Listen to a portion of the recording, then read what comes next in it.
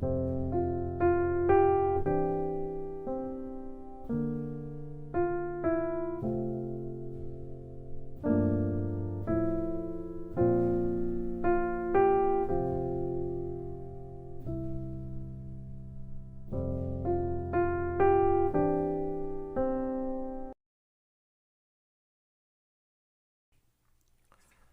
우리 기도하심으로 표다 시작하겠습니다.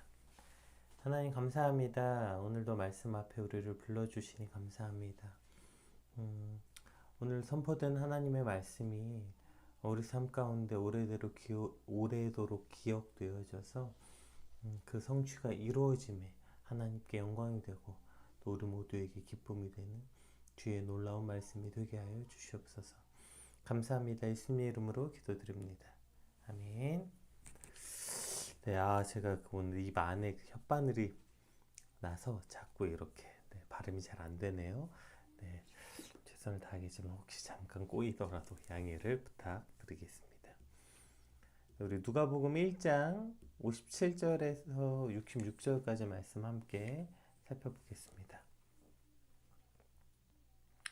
엘리사벳의 해산할 기한이 차서 아들을 낳으니 이웃과 친족이 주께서 그를 크게 긍휼히 여기심을 듣고 함께 즐거워하더라.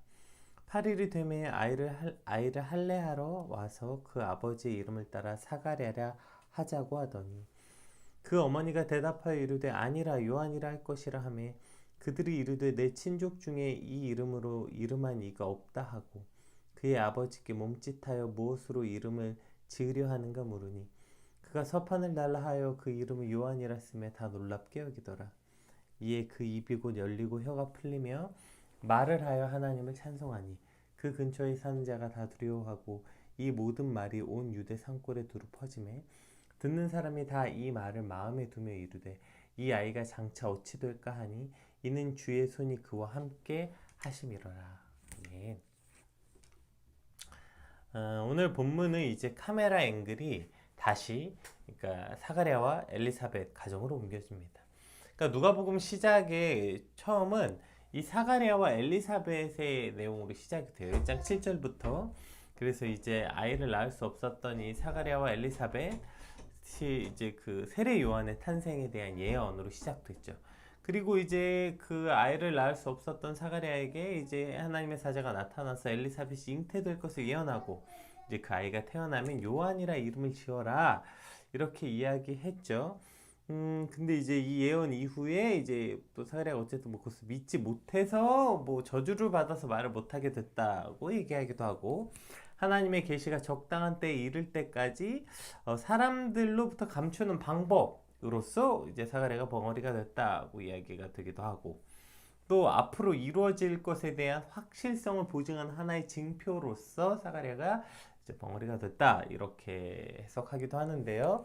네, 뭐 세 가지 전부 다일 수도 있지만 이제 그 성경에는 이제 그 징계로서의 의미로 쓰여진 내용은 사실은 들어있지 않기 때문에 이 두 번째와 세 번째 의미로 받아들이면 될 것 같아요. 어쨌든 이러한 사건 예언됐고 그것을 사가랴가 좀 믿지 못했고 그 벙어리가 됐고 이 일련의 사건들이 이제 누가복음 초기에 소개되고 이제 그 후 6개월 하면서 이제 그 마리아에게 또 그 천사가 나타나서 그 메시아의 잉태를 예언하고 그리고 이제 어저께 본문에서 다시 엘리사벳과 그 마리아가 만나고 오늘은 다시 이제 엘리사벳과 그 사가랴의 가정으로 카메라 앵글이 이제 옮겨집니다. 그렇게 해서 이 하나님의 말씀이 어떻게 이루어지는가에 관한 과정을 오늘 본문은 이제 설명하고 있어요. 우리 먼저 57절에서 58절 한번 같이 살펴보겠습니다. 천사를 통해서 예언됐던 그 말씀이 어떻게 성취되고 있는지 함께 살펴봅시다. 엘리사벳이 해산할 기한이 차서 아들을 낳으니 이웃과 친족이 주께서 그를 크게 긍휼히 여김을 듣고 함께 즐거워하더라. 네, 이렇게 시작합니다. 그러니까 그 예언이 성취되는 것을 이웃과 친족들이 듣고 주께서 그를 긍휼히 여기심을 듣고 함께 기뻐했다 이렇게 표현되어 있는데요. 여기서 이제 그 오랜 시간 동안 제가 이제 처음에 그 마리아 이야기할 때 이 고대 사회에 그 여성으로서 존귀를 얻는 일이 아이를 낳는 일, 반대로 수치를 얻는 일 역시 아이를 낳지 못하는 일이었던 거죠. 오랜 시간 동안 아이를 낳지 못하여서 많은 사람들에게 수치가 되었던 엘리사벳에게 그 아이가 생겼다는 것은 기적과 같은 일이고 정말 그 여인에겐 가장 영광스러운 일이며 주변 많은 사람들에겐 축하와 부러움의 대상이기도 하는 것입니다. 그것 한 여인으로서 굉장히 영광스러운 일이었기 때문입니다. 어쨌든 이 사건을 바라보면서 사람들은 어떻게 했냐, 하나님이 주께서 그를 크게 긍휼히 여기심을 들었다. 그러니까 그것을 통해서 주께서 그를 크게 긍휼히 여기신 하나님께 영광을 돌리고 사람들은 함께 모여서 그것을 함께 기뻐했다.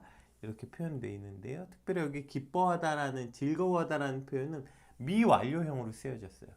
그러니까 사람들이 기뻐함이 그냥 축하해 이렇게 일회성으로 한번 던진 축하가 아니라 그 기쁨과 축하를 계속적으로 보내고 함께 기뻐하고 있다. 그래서 오늘 여기 함께 즐거워하더라는 함께라는 표현이 포함되어 있는 것입니다.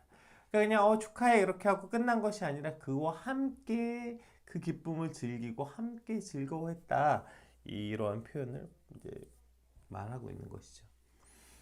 사실 이 58절 한 절만 보더라도 마치 이게 어떤 장면이었냐면, 제가 그 옛날에 어떤 드라마였는데 그 응답하라 뭐 시리즈 중에 하나였는데 그 쌍문동 이야기 나왔던, 제가 그 마지막 장면을 보면서 그 마지막 장면이 그 첫 장면들이 막 회상되어지면서 하나씩 사라져가는 거였거든요. 막 반찬들 서로 막 갖다 주고, 야 이거 저 집 갖다 줘라 저 집 갖다 줘라, 아이들이 분주하게 저녁 시간에 서로의 집들을 왕래하면서 반찬들을 갖다 주고, 그렇게 서로 마음을 쏟고 함께 했던 것들이 하나 둘 사라져가는 장면이었는데, 그걸 보면서 제가 울었던 기억이 나요. 아 이제 저런 정말 함께 마음을 나누고 그렇게 즐거워했던 세상, 그런 시대가 정말 사라졌구나, 이런 어떤 현실이 들어오는 씁쓸함 때문에 울었던 것 같아요. 오늘 이 짧은 이 58절, 이웃과 친족이 주께서 그를 크게 긍휼히 여기심을 듣고 함께 기뻐 함께 즐거워하더라, 이 한 절이 마치 그때 그 느낌이 들었어요. 이 즐거워함이 과연 우리에게 있는가?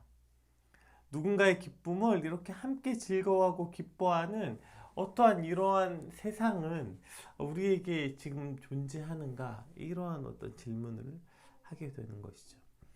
어떤 목사님께서 시기심을 이렇게 정의하더라고요. 누군가가 성취한 아름다움을 보고 불쾌함을 느끼는 것. 좀 기가 막히게 표현하셨죠. 누군가가 성취한 아름다움을 보고 불쾌함을 느끼는 것. 그 사람의 성취의 결과가 내 것이 아니라는 것에 대한 속상함을 느끼는 것. 이것이 바로 시기심이라는 거예요. 우리 속담에도 사촌이 땅을 사면 배가 아프다 이런 얘기 있잖아요. 이 속담도 정말 대단하지 않습니까, 여러분? 남이 땅을 사면 배가 아프다도 아니고, 사촌은 친족이잖아요. 가까운 친족. 그러니까 내게 가까운 사람, 나하고 관계가 있어서 내가 그와 기쁨을 나누고 마땅히 그의 슬픔에 함께 슬퍼하고 기쁨에 함께 기뻐해야 되는 존재임에도 불구하고 남도 아니고 사촌이 땅을 사면 배가 아프다는 거예요. 왜요? 그 사람의 성취가 내 것이 아니라는 것에 대한 속상함, 그 사람에 대한 성취의 불쾌감을 느끼는 악함, 이것이 바로 우리 안에 있는 탐욕과 욕심과 욕망이죠. 이 탐욕과 욕심과 욕망 때문에 다른 사람의 기쁨을 함께 즐거워하지 못하고, 다른 사람의 성취를, 그 사람의 성취의 아름다움을 함께 아름답다고 느껴주지 못하고 불쾌하게 느끼는 거죠, 오히려. 그리고 그것이 그 성취한 결과가 내 것이 아니라는 것에 대한 불쾌감, 내 것이 아니라는 것에 대한 속상함, 이것을 먼저 느끼는 악함이 바로 우리 안에 있는 것입니다. 이것 때문에 그것을 이루시고 베푸신 하나님을 또 바라보지 못하게 되는 것이죠. 우리가 그리스도인이라면 누군가 성취한 아름다움을 보고 함께 기뻐해 줄 수 있는 사람이 되어야 하는 것, 이것이 마땅한 일 아니겠습니까? 여러분은 어떠세요? 누군가의 성취함을 보고 기쁨을 누리고 누군가의 성취를 보고 아름다움을 느끼고 계시는 것 같으신가요? 사실 참 안타깝게도 우리 안에 이 양가적 감정이 참 잘 됐어 라고 말하면서 그 뒤에 씁쓸함이 뭐예요? 그 일이 내게 이루어지지 않은 것에 대한 어떤 예, 그 사람의 성취의 결과가 내 것이 아니라는 것에 대한 씁쓸함 아닙니까?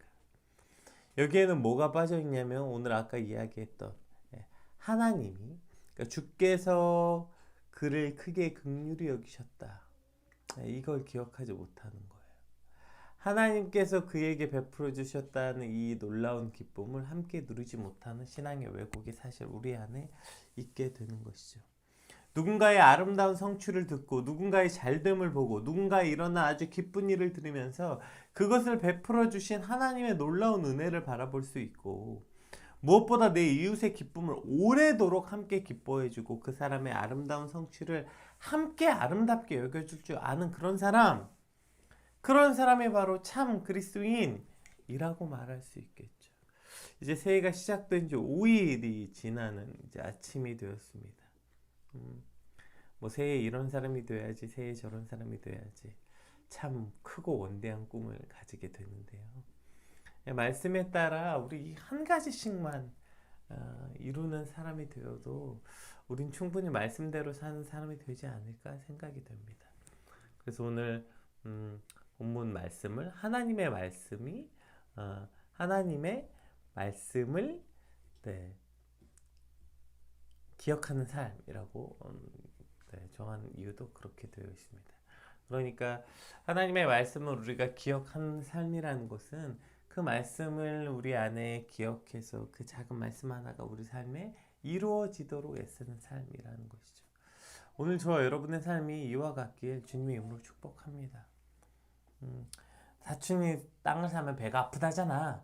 이런 말을 여과 없이 그냥 받아들여서 나의 그 욕심과 욕망과 탐욕, 누군가 성취한 아름다움을 보고 불쾌함을 느끼고 그 성취가 내 것이 아니라는 것에 대한 속상함을 느끼는 것을 아무렇지 않게 여기는 삶이 아니라 그것이 얼마나 부끄럽고 미성숙한 모습인가를 깨닫고 오늘 그 이웃과 친족들이 엘리사벳에게 와서 오래도록 함께 즐거워하고 그 긍휼을 베푸신 하나님께 영광을 돌리는 주님, 이런 삶이 우리의 삶이 되게 하여 주시옵소서. 누군가의 기쁨을 보고 그 어떠한 표정과 어떠한 말투로 말하고 있는가, 주님, 그런 못나고 부끄러운 삶이 아니라 함께 기뻐하고 정말 하나님의 그 영광을 기억하는 주님, 그런 삶이 되게 하여 주시옵소서. 우리 오늘 그런 하루가 되길 소망합니다. 우리 이제 그 뒤에 이제 요 사건이 이제 도입으로 시작됐는데, 그리고 이제 어떤 사건이 벌어집니다. 8일이 되매 아이를 할례하러 와서 그 아버지의 이름을 따라 사가랴라고 하자고 하더니 그의 어머니가 대답하여 이르되 아니라 요한이라 할 것이라 하매 그들이 이르되 내 친족 중에 이 이름으로 이름한 이가 없다 하고 그의 아버지께 몸짓하여 무엇으로 이름을 지으려 하는가 물으니 그가 서판을 달라 하여 그 이름을 요한이라 쓰매 다 놀랍게 여기더라. 이에 그 입이 곧 열리며 혀가 풀리며 말을 하여 하나님께 찬송을 하니 그 근처에 사는 자가 다 두려워하고 이 모든 말이 온 유대 산골에 두루 퍼짐에 듣는 사람이 다 이 말을 마음에 두며 이르되 이 아이가 장차 어찌 될까 하니 이는 주의 손이 그와 함께 하심이로라. 아멘. 자, 일단 이제 일어난 일련의 사건이 뭡니까? 그러니까 지금 이렇게 함께 기뻐해 줬어요, 친족이. 그럼 이제 기뻐하니까 이제 아이의 이름을 지어보자. 아이의 이름을 뭘로 할까? 이 당시 이제 가장 기본적인 그 전통은 뭐였냐면 그 아이가 이제 그 아버지의 이름에 따라 이름을 짓는 거예요. 그러니까 그 아버지의 이름을 따라 유대인들에게 그 아이의 이름을 붙이는 것은 이웃들이 함께 모여서 이렇게 기쁨을 나누면서 이웃들이 이름을 붙여주는 것, 이것이 그 당시에 이제 그 관습과 풍습이었고, 게다가 그 가문 중에 사회 명명받는, 존경받는 사람이 있으면 그 사람의 이름을 따서 짓는 거예요. 우리 가문에 그동안 그래도 가장 존경받는 사람, 그러니까 당연히 그 아버지의 이름을 따르는 것을 이제 기본으로, 왜냐하면 만약에 그 아버지 이름이 아니라 다른 사람 이름을 지으면 아버지는 그보다 못한 사람이 되기 때문에 가능하면 아버지의 이름을 그냥 짓는 거죠. 그런데 그 아버지보다 모든 사람이 생각했을 때 와, 굉장히 유명한 누구 왕이 있다거나 그러면 그 사람의 이름으로 하는 거예요. 그래서 이제 그 가문 중에 사회에 명방받거나 존경받는 사람이 있으면 그 이름을 따르는 게 당연한 관습이기 때문에 이제 그렇게 사가랴를 하자 했더니 엘리사벳이 안 된다. 요한이라고 말해야 된다. 이랬더니 친족들이 무슨 말이냐. 우리 집안엔 그런 이름을 가진 사람이 없는데 요한 어디서 튀어나온 거냐. 요한은 안 된다. 이러한 의미죠. 그러니까 이제 아버지에게 자 아버지가 결정해. 그러니까 아버지 보통 이제 그 아이 이름을 결정하는 이제 최종 결정권자가 아버지에게 있었기 때문에 아버지의 결정했는데 이제 사가랴가 말을 못하니까 서판에 요한이라 하겠다 이렇게 글을 쓴 것입니다. 자, 이 요한이라고 글을 쓴 것 이것 때문에 이제 이 뭐죠? 일어난 이 일련의 사건 뭘 뜻합니까? 왜 지금 사람들이 여기서 요한이라고 이름하지 않겠다고 했던 것은 그냥 그 당시에 일어났던 당연한 상식이고 풍습이었다고요. 그러니까 당연히 의아해 할 수밖에 없었죠.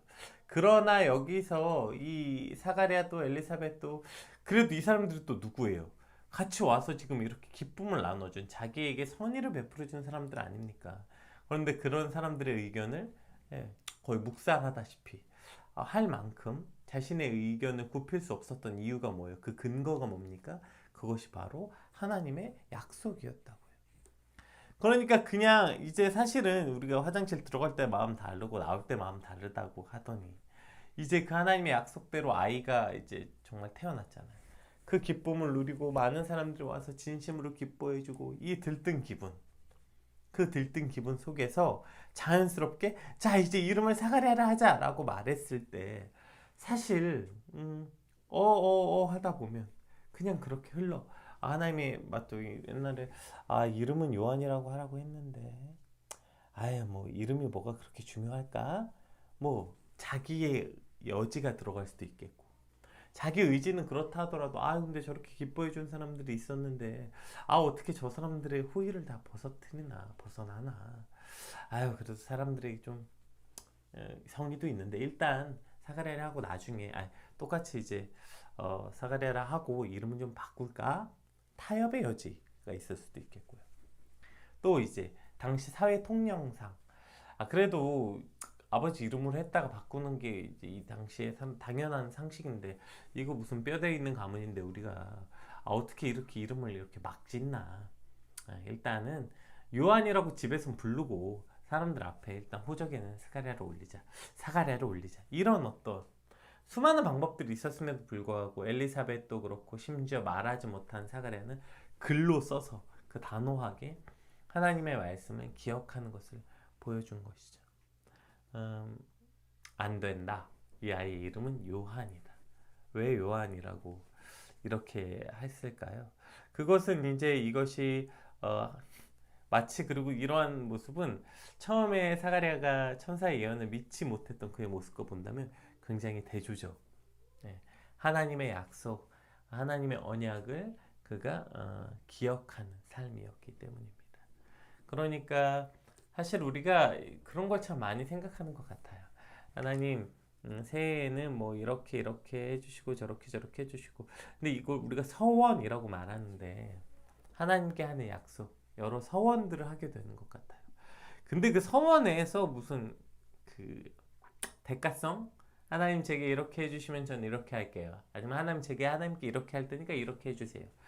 이런 걸 서원이라고 착각하는 경우들이 많이 있는데 그것을 서원이라고 생각한다 하더라도 근데 이제 기억을 못하는 거죠. 분명히 하나님 이렇게 하면 이렇게 해주세요라고 자기가 그렇게 약속해놓고도 그 일이 막상 자기에게 이루어지면 그것을 기꺼워하거나 마음이 바뀌는 거 하나님과 한 약속을 밥 먹듯이 뒤집는 그러한 사실 연약한 모습들을 보게 되는 거 아닙니까? 하나님 오늘 우리에게 이런 거 해주세요. 이런 약속이 이루어지길 소망합니다. 정작 우리는 하나님과의 약속이 내 삶에 얼만큼 성취되었는가를 기억해 보게 되는 것입니다. 오늘 엘리사벳도 또 사가랴도 사람들이 뭐라고 말했던 주변의 시선, 뭐 사회적 통념, 그리고 나에게 선의를 베푼 사람들의 선의를 거절하는 것 사실 이 안에 얼마나 수많은 가치들이 있습니까? 그런데 그 모든 가치들보다 하나님과의 언약이 가장 우선이었던 거예요. 혹 그것 때문에 인간관계에 단절이 일어난다 하더라도 나에게 선의를 베푼 사람들에게 아 그래도 어떻게 그러다가 내가 왕따 당하면 어떡해. 사람들과 인간관계보다도 더 우선돼야 되는 거. 당시 풍습과 관습과 사람들이 당연히 여겼던 사회적 통념을 다 벗어나더라도 예, 어떠한 타협도 없이 하나님의 언약을 기억하고 그 말씀대로 행하는 것. 이것이 오늘 우리가 살아가야 되는 삶이라는 것입니다. 참 간사한 거 아닙니까? 아주 유치하게 우리가 어릴 때 하던 서원으로 본다면 하나님 제가 뭐 이렇게 해서 저에게 직장을 주시면 제가 뭐 직장해서 뭐 월급 받으면 10만 원을 꼭 헌금하겠습니다. 이렇게 해서 직장을 얻었어요. 그리고 10만 원 헌금할 때가 되면 네 이제 계속 하나둘 핑계가 생기는 거죠. 아 그때는 10만 원이었지만 또 그때와 지금 상황이 좀 달라졌으니까 거기서 요거는 좀 떼고 저거는 떼고 예, 뭐 요런저런 식의 다른 가치와 다른 타협점들이 그 안에 들어가서 점점점 하나님의 약속보다 하나님과의 나의 관계보다 다른 것들을 우선하게 되는 어리석음들이 사실 우리 안에 있게 되는 것입니다. 어쨌든 이러한 문제 때문에 우리 삶에 하나님의 약속이 하나님의 말씀이 성취되지 못하고 있는 것은 아닌가 오늘 돌아보는 저와 여러분이 되길 소망합니다. 오늘 이제 새해를 시작하고 우리 안에는 어떠한 이 하나님의 언약들이 이루어지고 있는지 나는 그 언약이 내 삶 가운데 어떻게 이루어지길 소망하고 있는지 이것에 대해서 우리가 함께 묵상하는 오늘이 되었으면 좋겠습니다. 자 그렇게 하나님의 언약이 이제 성취되었을 때 보세요. 요한이라는 이름이 왜 있어야 하는 것입니까?